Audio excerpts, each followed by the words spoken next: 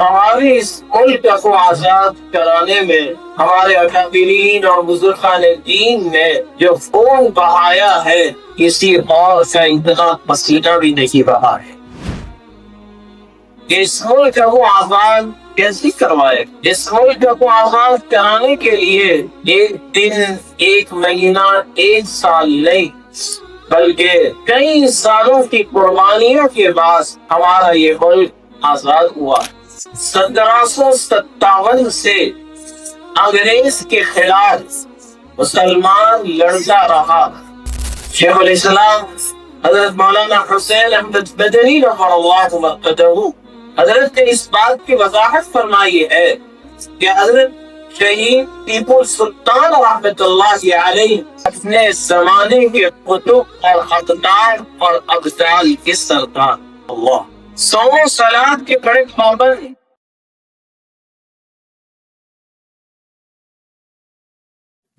بسم اللہ الرحمن الرحیم، الحمد للہ الذی وحدہ والصلاة والسلام علی من لا نبی بعدہ، اما بعد فقد قال اللہ تبارک وتعالی فی الکلام المجید والفرقان الحمید،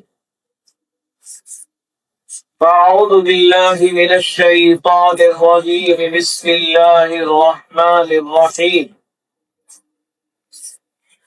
من المؤمنین رجال صدقوا ما عاهدوا الله عليه فمنهم من قضى نحبه ومنهم من ينتظر وما بدلوا تبديلا، صدق اللہ العظیم۔ قابل قدر احترام مستفکرین، ہمارے اس ادارے میں خدمت کرنے والے تمام ہی معلمین اور عزیز طلباء، آج کا یہ دن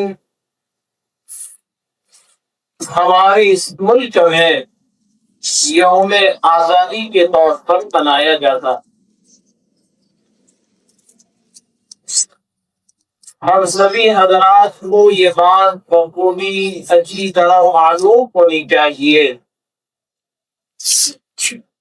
کہ ہمارے اس ملک کو آزاد کرانے میں ہمارے اکابرین اور بزرگان دین نے جو خون بہایا ہے، کسی اور کا اتنا پسینہ بھی نہیں بہا ہے۔ ہمارا یہ ملک ہندوستان پر مسلمانوں کی حکومت تقریباً 800 سال تک رہی۔ یاد رکھیے گا، کتنے سال تک مسلمانوں کی حکومت رہی؟ 800 سال تک۔ اس میں 800 سال کے بعد مغلیہ حکومت کا دور ختم ہو رہا ہے، کیونکہ جب مسلمانوں کے حالات بگڑ گئے، ان کے اندر تقویٰ اور صلاح باقی نہ رہا، تو ہمارے ہاتھوں سے حکومت نکل گئی۔ اگر آج بھی وہ تقویٰ اور صلاح اور عبادت اور پابندی ہمارے اندر آ جائے تو قرآن یوں کہہ رہا ہے، ان الارض یرثها عبادی الصالحون۔ ہمارے اس ملک کو آزاد کرانے میں ہمارے اکابرین نے جو قربانیاں پیش کی، لیکن بات دکھ اور بڑا افسوس ہے اس بات پر کہ ہم اپنے اکابرین کی قربانیوں سے واقف نہیں تھے۔ اس ملک کو آزاد کیسے کروائے؟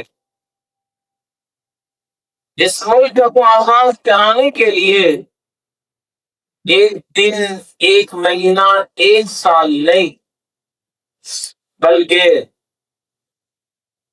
کئی سالوں کی قربانیوں کے بعد ہمارا یہ ملک آزاد ہوا۔ 1757 سے انگریز کے خلاف مسلمان لڑتا رہا، یہاں تک کہ 1799 کے اندر حضرت ٹیپو سلطان شہید رحمت اللہ علیہ، جن کی حکومت کو کہا جاتا تھا خدا داد، سلطنت خدا داد، حضرت ٹیپو سلطان شہید رحمت اللہ علیہ یہ کوئی عامی آدمی نہیں۔ آج کل جو ان کی تصویر ہمارے سامنے پیش کی جاتی ہے کہ جن کے چہرے کے اوپر سنت رسول صلی اللہ علیہ وسلم ہے، حقیقت سے یہ ان کی اصل تصویر نہیں ہے۔ شیخ الاسلام حضرت مولانا حسین احمد مدنی رحمہ اللہ مرقدہ حضرت نے اس بات کی وضاحت فرمائی ہے کہ حضرت شہید ٹیپو سلطان رحمت اللہ علیہ اپنے زمانے کے قطب اور اقدار اور ابدال کے سردار، اللہ صوم صلات کے بڑے پابند، تہجد کے بڑے پابند، انگریز کے خلاف اس دن مقابلہ ہو رہا ہے۔ حضرت ٹیپو سلطان شہید رحمت اللہ علیہ صلاۃ تہجد میں اللہ سے دعا مانگ رہے ہیں۔ اسی تقویٰ کا یہ اثر تھا کہ حضرت کا ایک روف، ایک دبدبہ انگریز کے دلوں پر اتنا چھایا ہوا تھا کہ اس زمانے میں یہ بات مشہور تھی کہ انگریز کی عورتیں اپنے معصوم بچوں کو جب سلاتی تھی تو عام طور پر مائیں جب ٹوریاں دیتی ہے اپنے بچوں کو تو وہ انگریز کی عورتیں اپنے بچوں کو یوں کہا کرتی تھی، سو جا بیٹا ورنہ ٹیپو سلطان آ جائے۔ اللہ اکبر، ایسا رعب چھایا ہوا۔ لیکن حضرت نے جب لڑائی شروع کی تو اپنے ہی غداروں کی وجہ سے حضرت کو ناکامی ہوئی اور حضرت شہید کر دیے گئے۔ لیکن شہادت کے بعد بھی حضرت کا وہ رعب، وہ دبدبہ کہ 3 سال تک وہ ٹیپو سلطان شہید دین تک اس میدان کے اندر پڑے رہے شہادت کی حالت میں، لیکن کسی انگریز کی ہمت نہ ہوئی نہ ان کے قریب جا کر آئے۔ 3 دن کے بعد ان کا جو بڑا تھا اس نے ہمت کی اور حضرت کے قریب پہنچتا ہے تو دیکھا کہ واقعتاً ٹیپو سلطان شہید ہو چکے ہیں۔ حضرت کا وہ نعرہ کہ حضرت نے وہ آواز لگائی تھی کہ 100 سال کی دیگر کی زندگی سے 1 سالہ شیر کی زندگی بہتر ہے۔ 100 سالہ دیگر کی زندگی سے 1 دن کی زندگی کی شیر کی زندگی بہتر ہے۔ حضرت کا حال یہ تھا، اتنا رعب اور اتنا دبدبہ خواہ نے عطا فرمایا تھا، لہذا وہ انگریز افسر 3 دن کے بعد آپ کے قریب گیا اور دیکھا تو حضرت شہید ہو چکے تھے۔ اس وقت تو آپ کے سینے پر وہ انگریز افسر بیٹھتا ہے اور اپنا یونین جیک کا پرچم لہرایا اور اس نے وہ اعلان کیا، آج سے ہندوستان ہمارا ملک ہو چکا ہے، اب ہندوستان ہمارا ہے۔ اس کے بعد ان کی ہمت بڑھی اور 1806 کے اندر انگریز نے دہلی کا رخ کیا۔ لہذا جب دہلی پہنچے، ہمارے اکابرین میں سے حضرت شاہ عبدالعزیز محدث دہلوی رحمۃ اللہ علیہ، آج بھی دہلی کا قبرستان موجود ہے اور حضرت کی مزار وہاں پر موجود ہے۔ قبرستان جس کا نام ہے مہدیان، اس قبرستان کے اندر بیٹھ کر حضرت حدیث کا درس دیا کرتے۔ جب حضرت کو یہ بات معلوم ہوئی کہ انگریز دہلی تک پہنچ چکا تو حضرت شاہ عبدالعزیز محدث دہلوی رحمۃ اللہ علیہ نے فارسی زبان کے اندر فتویٰ جاری کیا اور اس فتوے کے اندر یہ اعلان کیا کہ آج سے ہم غلام بن چکے ہیں، لہذا اب ہر ہندوستان کے باشندے کے لیے یہ بات ضروری ہو چکی ہے کہ انگریز کے خلاف لڑائی کا اعلان کرے اور اس کے لیے تیار۔ حضرت کا یہ فتویٰ فوراً پورے ملک میں پھیل گیا اور لوگوں کی ہمتیں بڑھ گئی، لہذا ہر ایک نے انگریز کے خلاف لڑائی کرنے کے لیے اپنے کمر کو کس لیا اور سب میدان میں نکل پڑے، یہاں تک کہ وہ لڑائی چلتی رہی۔ ہمارے اکابرین میں سے حضرت مولانا قاسم نانوتوی رحمۃ اللہ علیہ، حضرت حاجی امداد اللہ مہاجر مکی رحمۃ اللہ علیہ، حضرت مولانا اشرف علی تھانوی رحمۃ اللہ علیہ، حضرت مولانا عبدالرشید گنگوہی رحمۃ اللہ علیہ، حضرت مولانا مظفر نانوتوی رحمۃ اللہ علیہ، یہ ہمارے اکابرین شاملی کے میدان کے اندر انگریز کے خلاف لڑنے کے لیے مقابلے پر آئے۔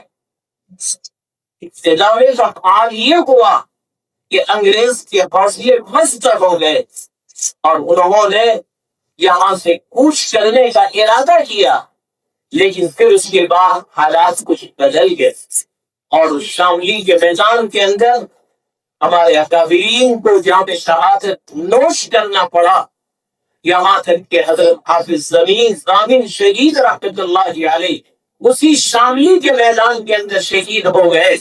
حضرت مولانا مظفر نانوتوی رحمۃ اللہ علیہ، آج جو سہارنپور کا ادارہ ہے جسے مذاکر العلوم کا نام دیا گیا، وہ حضرت ہی کے نام پر اس ادارے کا نام رکھا گیا۔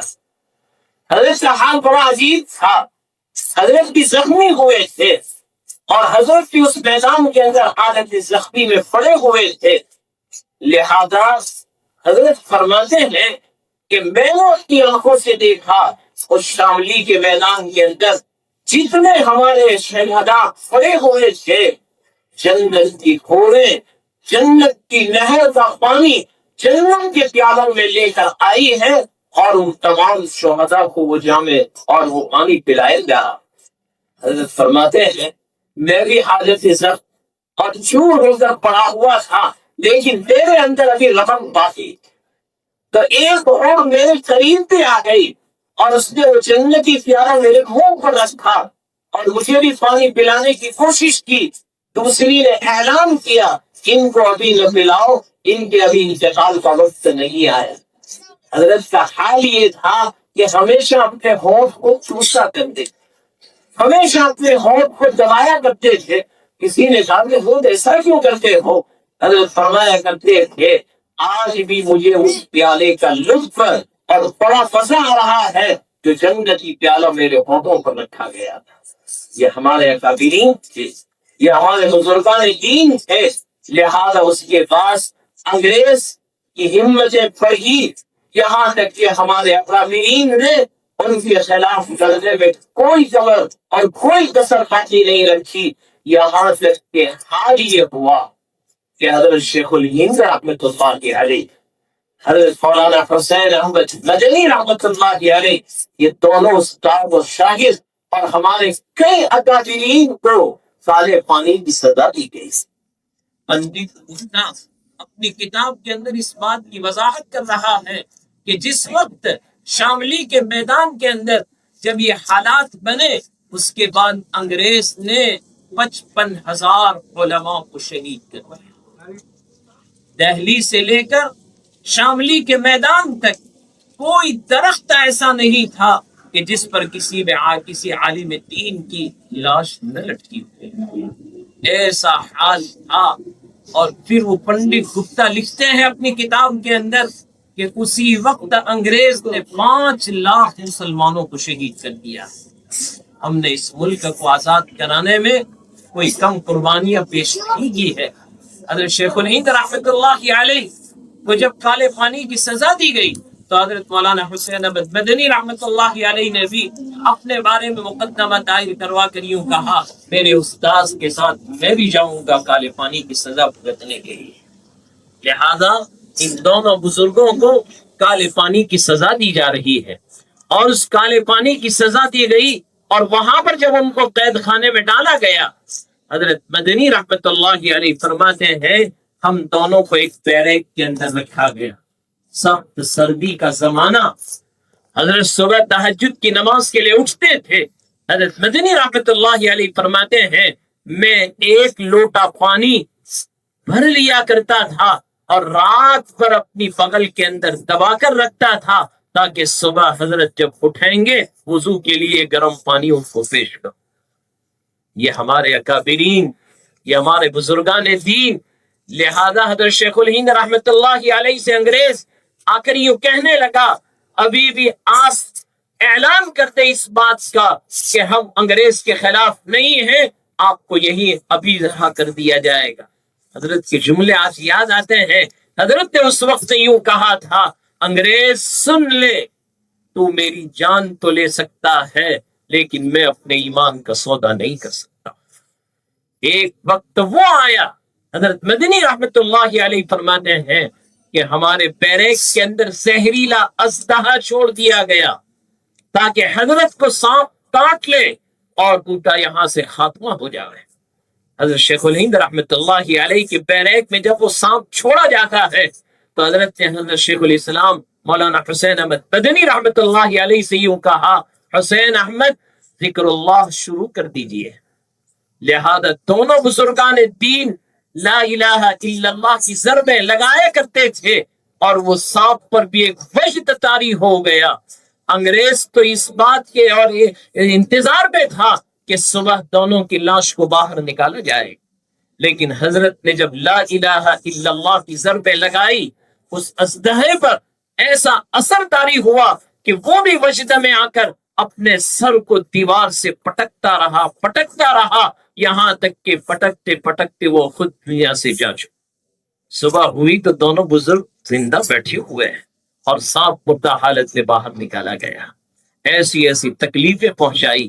حضرت شیخ الہند رحمت اللہ علیہ کا جب انتقال ہوا اور حضرت کو غسل دینے کے لیے جب لایا گیا اور حضرت کے کپڑے اتارے گئے، غسال حضرت کی پیٹھ کو دیکھ کر بے ہوش ہو گیا، کیونکہ پوری پیٹھ زخموں سے چور ہو چکی تھی۔